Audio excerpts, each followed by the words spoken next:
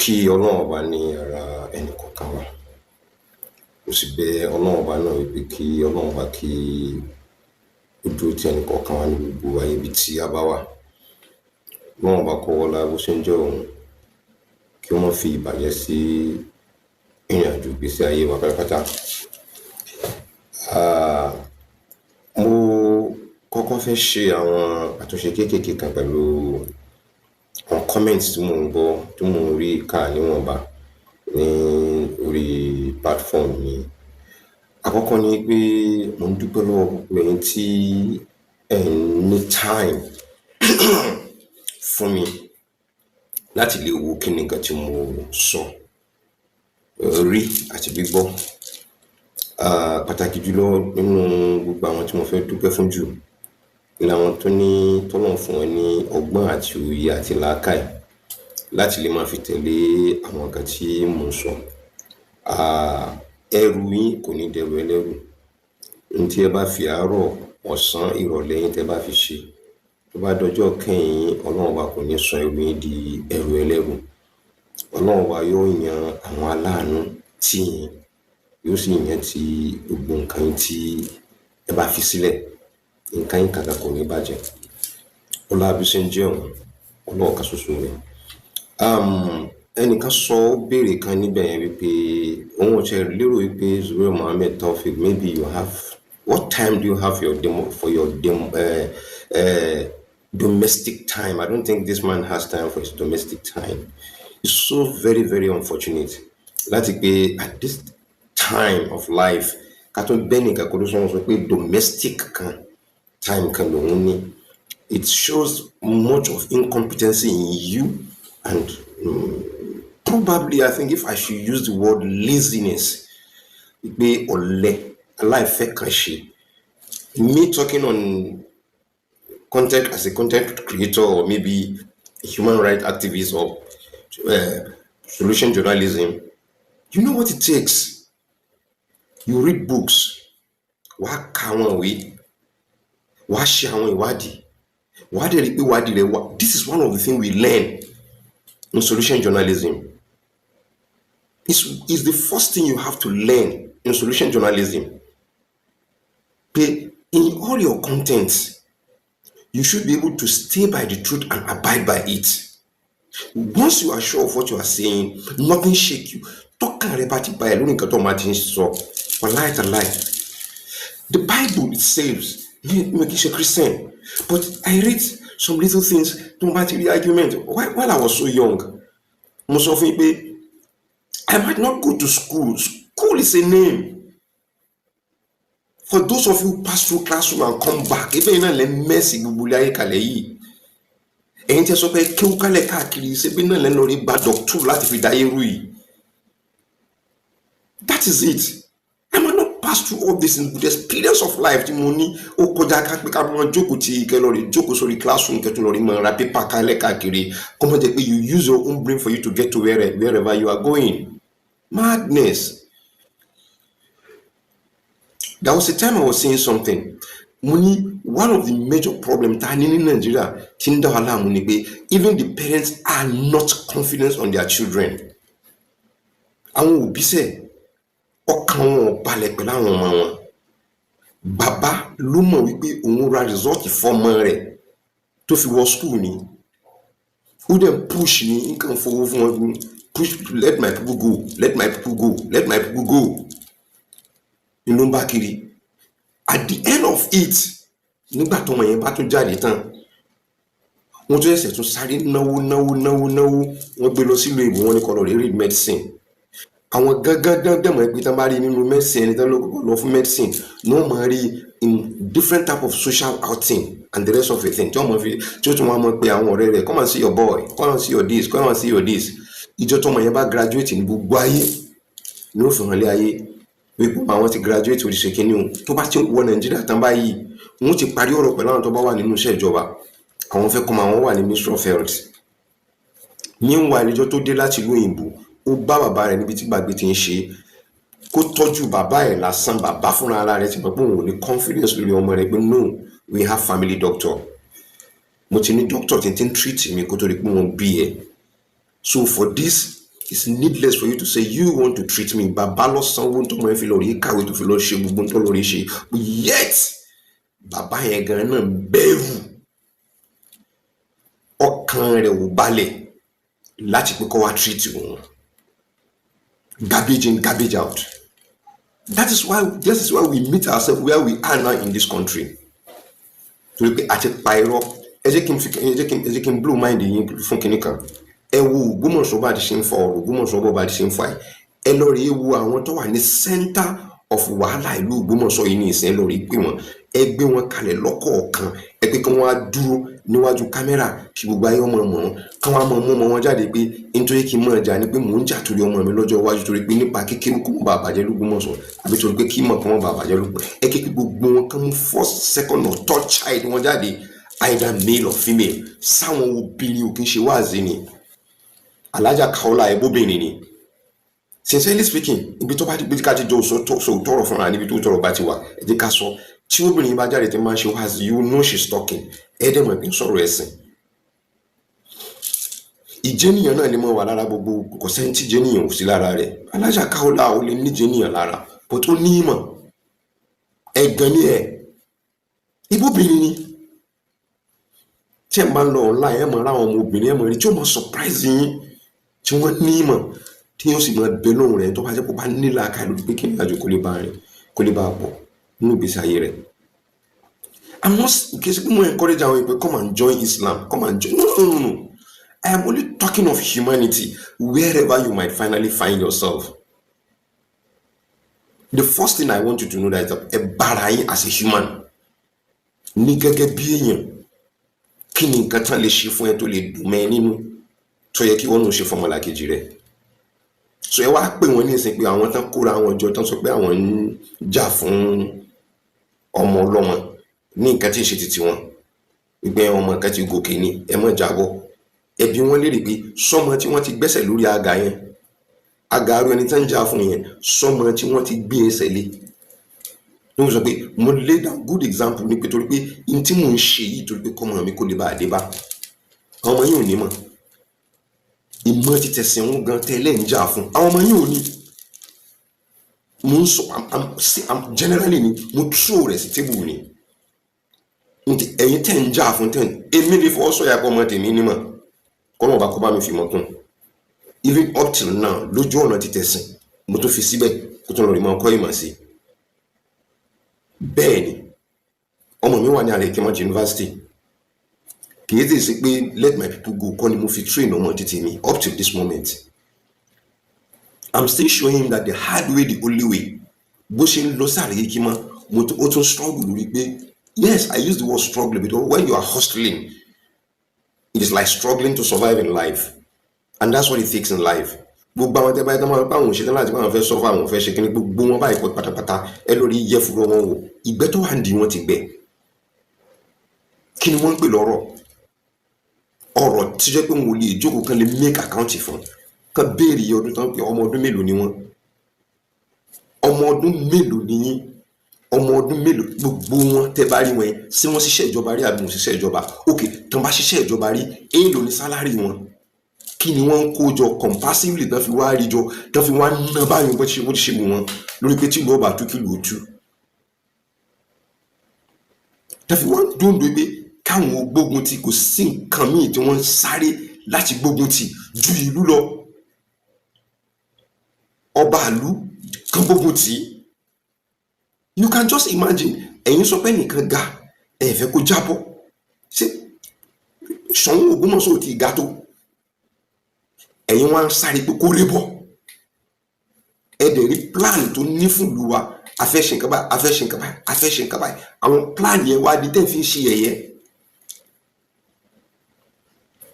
ẹ̀yin tẹ́ẹ̀sì ní ẹgbẹ́ tẹ́ ní ẹ̀fẹ́ kí ni ẹ fi ṣe yẹ̀yẹ́ fún wọn yìí wà ní ìlú tí ìlú fi wà nínú òkùnkùn tí ìlú òfin ní lọ síwájú kankan tẹ́ fi ń fowó yín tẹ́ fi ń bàlújẹ́ that is it within the very short period tí kábíyèsí tó dógún mọ́sọ́ nísìn ẹ lọ rí ìbéèrè ya àwọn èèyàn tó ti empower now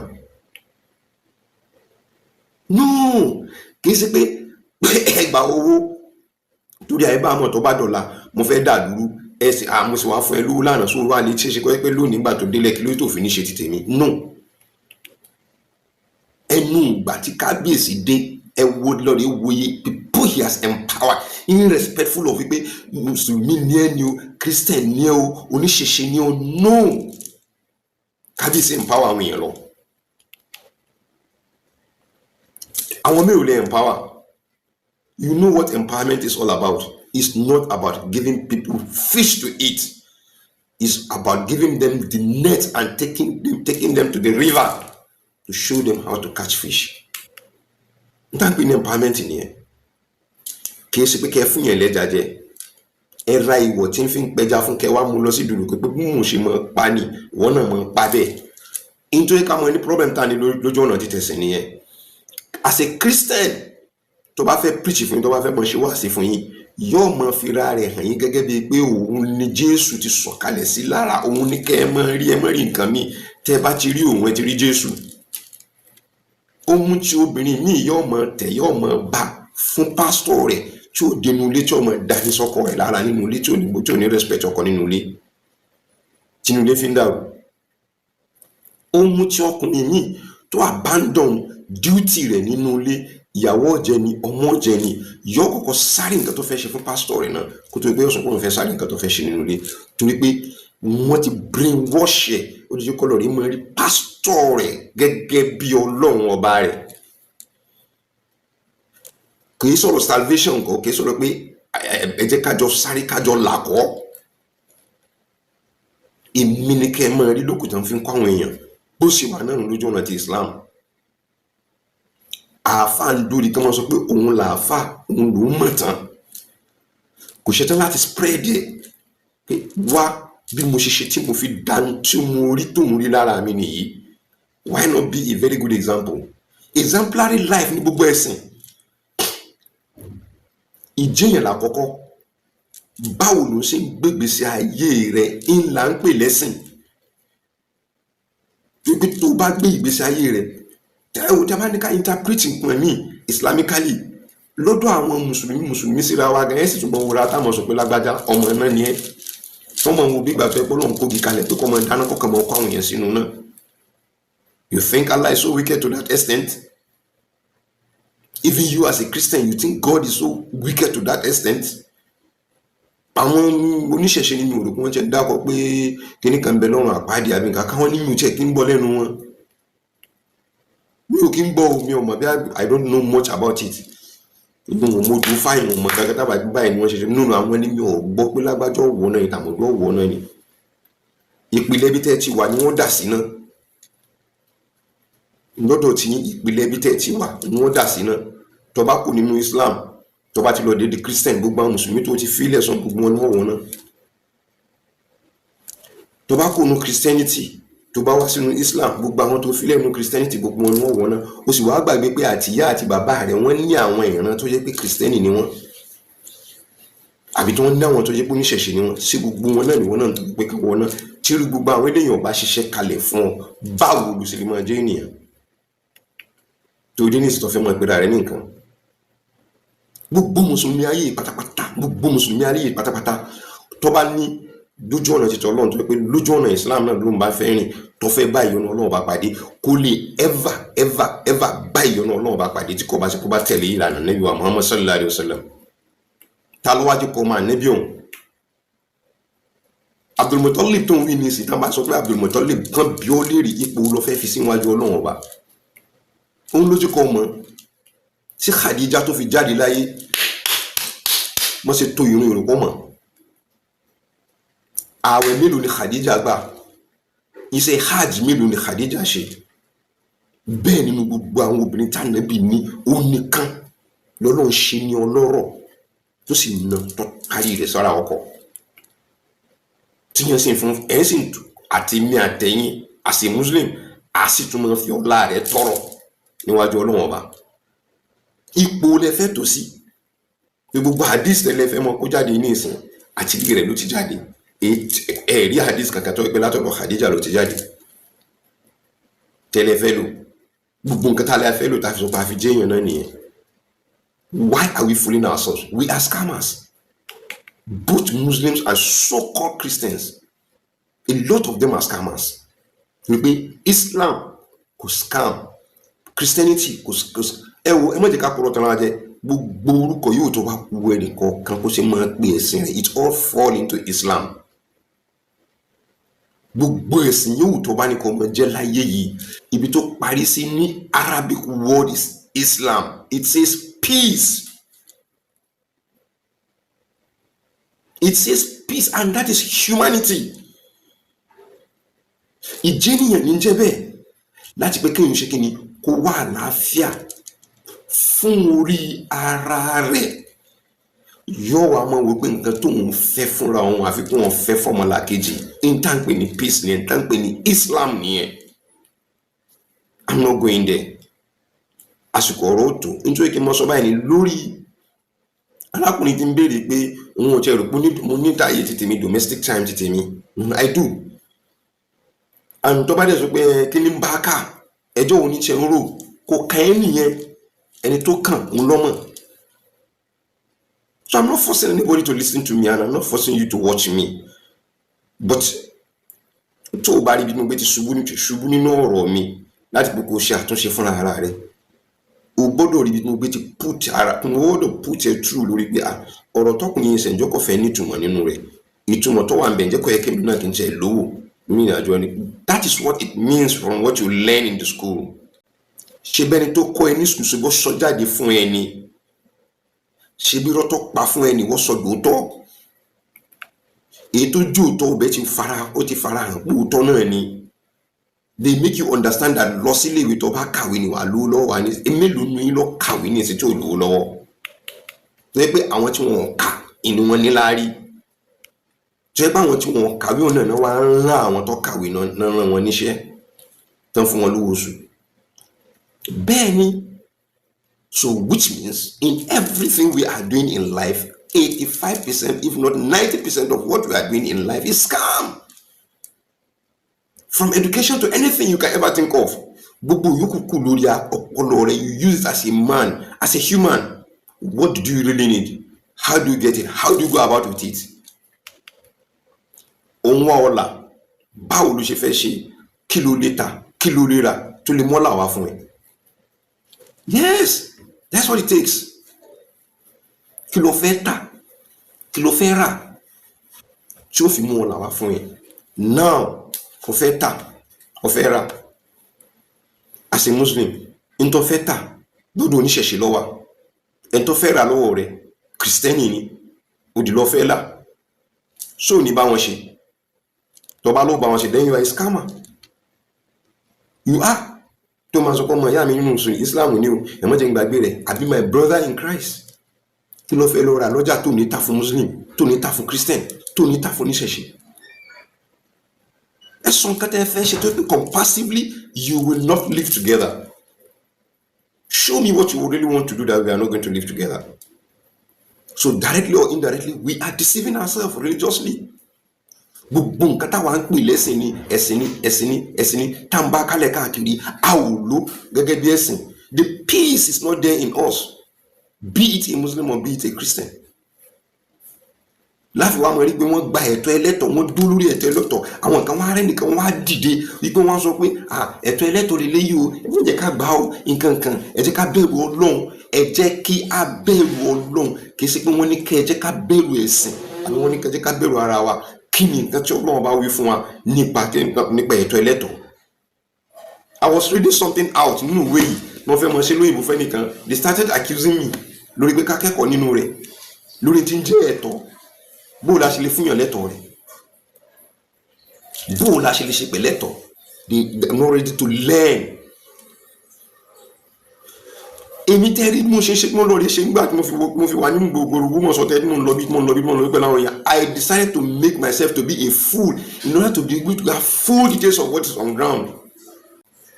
So where I'm going to say things out to people wípé ẹ wo ẹ jẹ́ ká ṣe báyìí ẹ jẹ́ ká rìn báyìí ẹ jẹ́ ká rìn báyìí ẹ jẹ́ ká ṣe báyìí ó bẹ̀rẹ̀ sí máa kú mọ́ mi lára torí I can see that is one of my friend ẹnu rẹ̀ ni mo ti kọ́kọ́ gbọ́ nínú gbogbo àwọn afáàtàn máa ṣe wáàzí fún wa.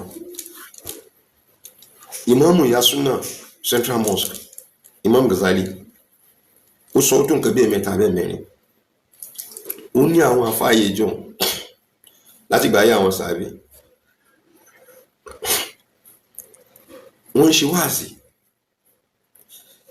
pé bọ́lọ̀ ti ṣe rí ni bánàbí ti ṣe rí ni wọ́n wá ń fi àfiwé ìgbà náà wí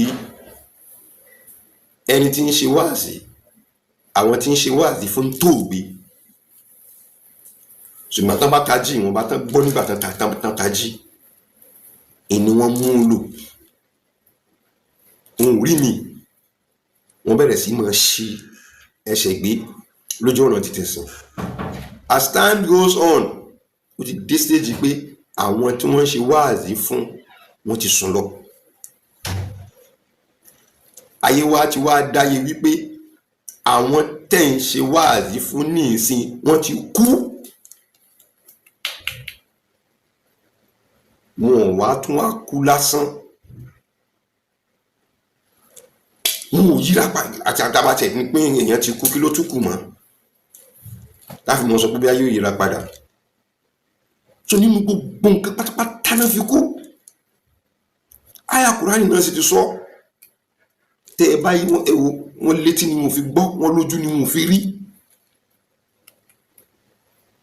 It's stated like that in Surah Al-Baqarah.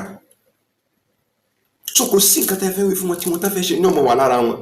Torí pé kí ni wọn ò lágbóyé ara wọn dépò tí wọ́n pè ní àgbọ́yé ẹ̀sìn.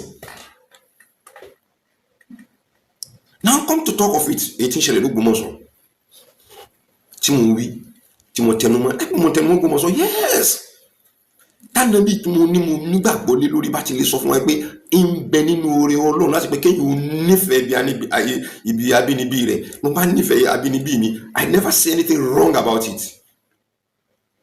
Oh kò níṣẹ́ lápá àbí tí wọ́n bá bí ẹ̀dá tó bá yẹ ọmọ ọkùnrin tó bá tó bẹ́ẹ̀ tí làákàyè rẹ̀ bá tó bẹ́ẹ̀ tọ́pọlọ rẹ̀ bá lè rìn bí ìsìnkú irú nǹkan tójú mi ń rí bí ọ̀lẹ tó pèmí lọ́lẹ́hùn irú nǹkan tójú mi ń rí ìwọ tó ọjà lágbára tó ọmọ ṣẹṣẹ kọ́ lọ́wọ́ bá kójú rí orí kó lè bá mọ̀ bóyá nǹkan tí mo ń ṣe bóyá ṣẹ́ ní àbíṣẹ́ kọ́. Sit down and talk for 30 minutes and you do it consecutively for 1 month. Consecutively kò ṣe for 1 month láàrin oṣù kan níra wọn 30 minutes kò ṣe bẹ́ẹ̀ fóṣù kan wàá mọ̀ bẹ́ẹ̀ iṣẹ́ ni àbí kìí ṣiṣẹ́. You know what it say to call a content creator. You know I was not even creating anything before initially. I don't see it like that. Mo ń gbàlú mi lẹ̀ ni mo ń sọ̀rọ̀ lórí audio ni ẹmọ́jà ṣe báyìí wọ́n lọ bọ́ sórí social media wọ́n ti blow àwọn ayé ọ̀wá mọ̀ nǹkan kan mọ́ wọ́n wá rí àwọn Ògbómọ̀ṣọ́ gẹ́gẹ́ bí ẹni tó wà nínú òkùnkùn pé tí ò nímọ̀ tó ẹgbẹ́ wọn mọ̀ nǹkan kan àwọn nìkan náà nímọ̀ ó ṣe bẹ́ẹ̀ ṣe rí nìyẹn. I decided to go on YouTube torí pé mo ti ní 2013 àwa dé YouTube tán àwa rọ́lù wọn àwọn òbí ìwú tá a bá búyàn á bú láti pé nǹkan tó ṣe yìí ni ọ̀dà kì í ṣe pé mo búyà àbí bú bàbá rẹ̀ but akàmọ mú kí example wa ṣé èébú náà ṣé èébú ni ká sọ pé ìyá ọmọ yìí wọn ò bí dàbí wọn kọ́ dà nílẹ̀ Yorùbá kì í ṣe èébú náà láti pé kí o lè bá adjust ara ta ni ìyá ẹ̀ ta ni bàbá ẹ̀ ta ni ibo wọn ti bí ẹ ta ni bàbá ẹ̀ àwọn òyìnbó náà ti mọ sọ kí ni kan wọn ní the best investment you can ever invest on without putting money and you are going to make profit in life is minding your business.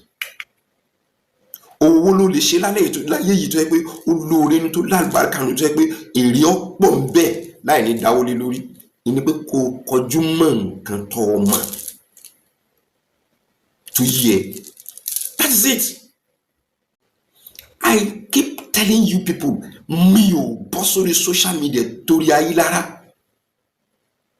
Nobody pay me for anything I'm doing. Openly mo tún sọ fún gbogbo ayé. I am not being paid for what I'm doing. I'm doing it as I enjoy it. I have passion. I'm passionately. Mo fi ṣe pé ẹ̀tọ́ ẹlẹ́tọ́ ìmọ̀gbé lọ síbi kan. Àwọn ẹ̀tọ́ sì gba ẹ̀tọ́ yìí mi ò kọnu sí wọn tẹ́lẹ̀ rí. Mo ṣe ìwé pé ẹ jẹ́ ká ṣe nǹkan tí ó dáa torí pé kọjọ́ iwájú wa kó lè bá a mọ ṣe rí sọ àwọn náà bẹ̀rẹ̀ sí máa fọlọ́pàá gbé wa láti ìbẹ̀rẹ̀ di sìn yìí tó ti dá wa ń lọ sọ́dọ̀ ọlọ́pàá dúró. So mo wá fẹ́ bi yín léèrè kí lẹ̀ ń fọlọ́pàá gbéyàn fún? Èmi ò sọ pé gbé wa mọ́, I'm talking of my own. Lórí pé kí ni? Torí wípé mo sọ wípé mo ṣèbéèrè wípé ìsìn níyé béèrè yẹn kí là ń fi mọ́sálásí wa ṣe, kí là ń fi mọ́sálásí wa rọ tẹ́ fi ní pé àwọn kan náà lè wọbẹ̀ àwọn kan ò lè wọbẹ̀, kí lẹ̀ ń ṣe ń bẹ̀ tẹ́ fi ń kó àwọn ọ̀dọ́ jọ láti mọ gbogbo lọ́ba ní ká lọ fẹ́ wọ mọ́sálásí yẹn ń lọ fẹ́ kọjá yẹn ẹ̀bù ìrìpọ̀ wọn bá ní attention pẹ̀lú bí ṣùgbẹ́ lọ́ba lẹ́wọ̀n àmọ́ ń bọ̀ wá bá yín. Mo ṣe sùúrù ni àsìkò mo fi Ọlọ́run bá tó lẹ́mi ó lè pẹ́ mo ń bọ̀ Ọlọ́run bá ní kò yá lógún ọdún wàláì máa jẹ́wọ́ pé ọmọ ọkọ ni mí, máa sì jẹ́wọ́ wípé gbogbo ọ̀nà tẹ́ fi ṣe láti fi bà mí lórúkọ jẹ́, máa jẹ́wọ́ wípé òpùrọ́ ni gbogbo eré tí wọ́n sá ni pé I don't want to get myself distracted.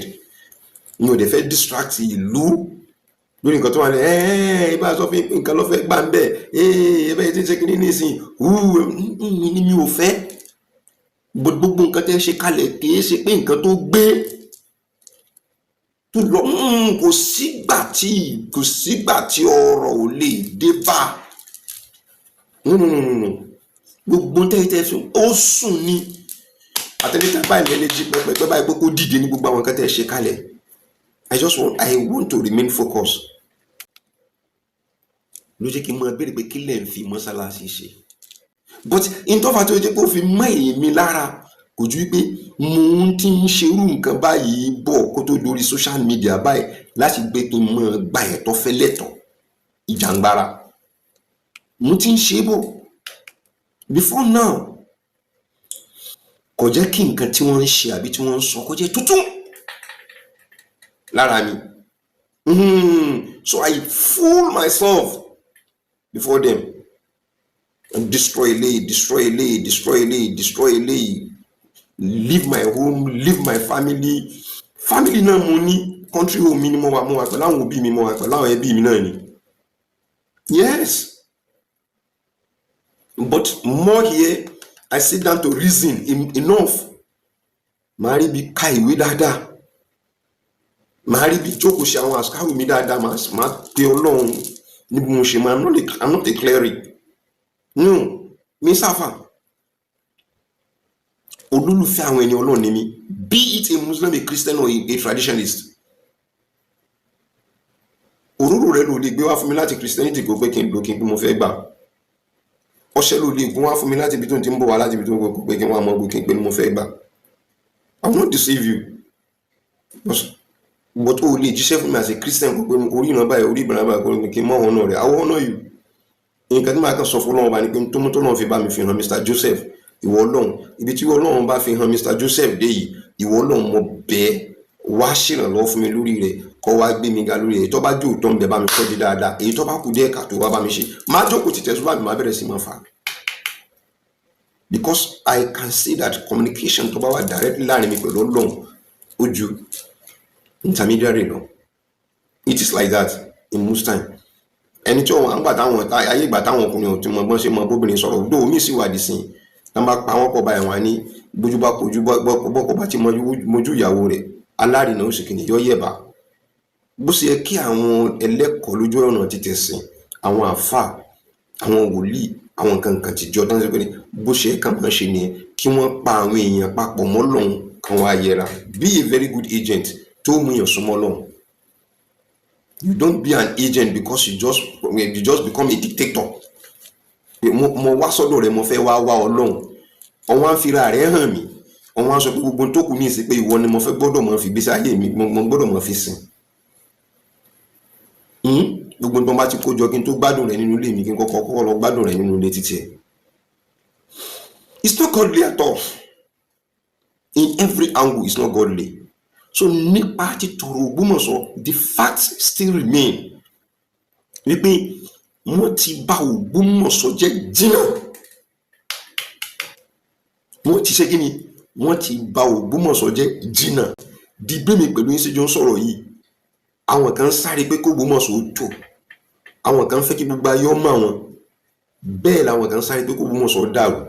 Ṣé wá láwọn tí wọ́n sáré pé káyé ọmọ àwọn yẹn, bí wọ́n ṣe ń bá wọn tó fẹ́ kó Ògbómọ̀ṣọ́ ó tò, wọ́n ṣe ń bá wọn ṣe, bẹ́ẹ̀ náà nínú rí báwọn tó fẹ́ kó Ògbómọ̀ṣọ́ dàrú náà ń bá wọn ṣe.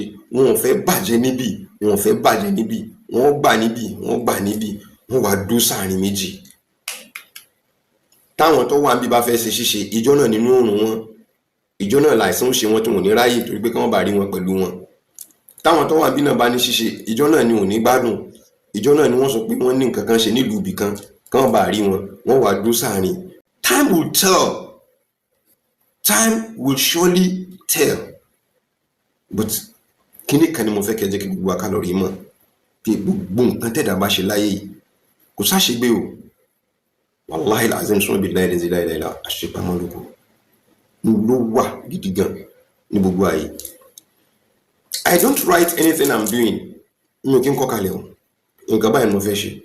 But àwọn ẹ̀kọ́ tí mo bá kọ́ nínú àwọn òwe oníwèé láti pé kí n fi ṣayé, kí n má bàa gbàgbé, mo lè gbé síwájú nítorí pé kí n má bàa gbàgbé máa ní nǹkan báyìí, nǹkan báyìí, nǹkan báyìí. Òun ni mi ò lóògùn sọ yìí síbi kan lágbà olóògùn sọ yìí torí náà tí wọ́n bá ti há máa padà jáde wá mọ̀ sọ pé nǹkan tí mo há nínú ìwé báyìí nù. Èyí tó bá jọmọ́ kí n gbé jáde tí mo bá dẹ̀ há máa sọ fáyé pé nǹkan tí mo há ni. Èyí tí mo bá dẹ̀ há máa gbé máa fi hàn wọ́n yẹn pé wíwí kódà níbi báyìí mo kà nǹkan báyìí jáde. So tí ọmọ jẹ́ ẹ̀rí fún nǹkan tí mo sọ. But the truth of the matter still remain wípé kò sí ẹ̀dá kan tí ó ṣiṣẹ́ owó tí ó láàgùn tí ó mọ ipa tó wà tó mọ̀ nínú wàhálà béèyàn ṣe ń rí owó tí ó wà mọ̀ ná owó rẹ̀ lánàá dànù, owó tí ó ṣe give record fún, tí ó mọ̀ ná nínú wípé tí ó bá ṣẹlẹ̀ kó ṣẹlẹ̀, tí ó bá dàrú kó dàrú. But mo fẹ́ believe nínú ìwé àwọn Haúsá tani idan kaga kule yana lasan jini, tabbas da alama akwai nama kusa da shi. Ìtò bá ilé rí ológbò tí máa ti ń lá ẹ̀jẹ̀ tí ń lá ẹ̀jẹ̀ tí ń sì ń tẹ̀lé ẹ̀jẹ̀ tí ń tẹ̀lé ẹ̀jẹ̀ yẹn lọ tí ń bá ń la tí ò ló sóhun tí ń bá ń la yọ ẹ lọ farabalẹ̀ dáadáa, ẹ padà rí i pé ẹran wà níbi tí ń lọ ni, tí ò bá sẹ́yìn níbẹ̀ kò ní ṣe. So gbogbo nǹkan tó ń ṣe àwọn náà mọ̀ nǹkan tó ń ṣe fún, àwọn náà mọ̀ tó ń ṣe fún. So bóyá tá a bá sọ fún wọn pé a ò lu mọ́sálásí mọ́ bẹ́ẹ̀ ara wọn lè balẹ̀, but a ó lu mọ́sálásí wa. Àjọ níní kì í ṣe tẹnìkan, a ó lu mọ́sálásí wa, a ò sì ní fagbára lò. Ìrọ̀rùn náà fi gbé mọ́sálásí ká, ìrọ̀rùn làwọn oníṣẹ̀ṣe fi bẹ̀yẹn kọ́ náà fi kọ́ fún mùsùlùmí. Àbíṣẹ́ tó fẹ́ yọ ìtàn eléyìí náà kúrò ní ọba tó wà ń bẹ̀rẹ̀ náà kì í ṣe mùsùlùmí kì í ṣe kírísítẹ̀n ló filẹ̀ ẹlẹ̀ fún wa. Even orí ibẹ̀ yẹn ayé oru ní tẹ́ ń filẹ̀ fún wa tó fi jẹ́ mọ́sálásí. Ẹ̀yin ṣe wá tẹ wá takú tẹ wá lẹ́yìn lẹ́ni. Gbogbo ẹnu la fi lè sọ wípé ó ní nǹkan tẹ́ ń fi mọ́sálásí ṣe. Tí ò bá ní nǹkan kan tẹ́ ń fi mọ́sálásí ṣe, ẹ jẹ́ ká jọ renovate mọ́sálásí wọn. Nígbà tẹ́yìn náà débẹ̀ renovate náà, ẹ fọ́ bí yes, ẹ jẹ́ káwọn náà ká fọ́ gbogbo àyè ká tún ṣe. Ẹ jẹ́ ká ṣe ní modern one tó ráwọn náà tó ti ráwọn omi tó ti bẹ́tà ju ìta ń lò l'Ógbómọ̀ṣọ́ lọ. Ẹ jẹ́ ká jọ fọ́ gbogbo orí múmbàrí yẹn ká sound one, nice one, tí ó máa shine. Láfi mọ́ sí toilet mọ́sálásí Ògbómọ̀ṣọ́. But meanwhile, nígbà tá a bá fẹ́ mọ́ fọ́ ọkọ̀ bá ṣe pé tọ̀sán tòru ni ká gbé kámẹ́rà síbẹ̀ ká mọ ìyanu mọ́sálásí wa. Ẹ wò ẹ̀yin yẹn, ẹ wo mọ́sálásí wa bó ṣe wà o. Ẹ wò ní ìsá àwa fẹ́ tún kọ́ ìgbà tá à ń fi ń fọ́ ni. Ẹ wò ìgbà tá à ń fọ́ Allahu Akbar, Allahu Akbar. Símẹ́ǹtì ayé ìjọ́un ló sì tún wà lára rẹ̀ yìí o. Allahu Akbar. Ẹ wo símẹ́ǹtì ìjọ́un tá a lò kíta ìṣó tó bò a ó lè mọ̀ rí. Tàbí nǹkan tuntun ní ìtàbá rí nínú mọ́sálásí, ẹ jẹ́ ká fọ́ mọ́sálásí yẹn. Kì í ṣe pé gbogbo ẹ̀ àárín inú mọ́sálásí, kódà tó bá pé ta gan àwọn àyè kan bẹ níta yẹn gan tó yẹ ká fọ́ táwa ṣe modern wọn. Ẹ rí àwọn advert tí wọ́n ń ṣe pẹ̀lú àwọn nǹkan tán fi ń wọ́lẹ̀ lẹ́ni ìsìn.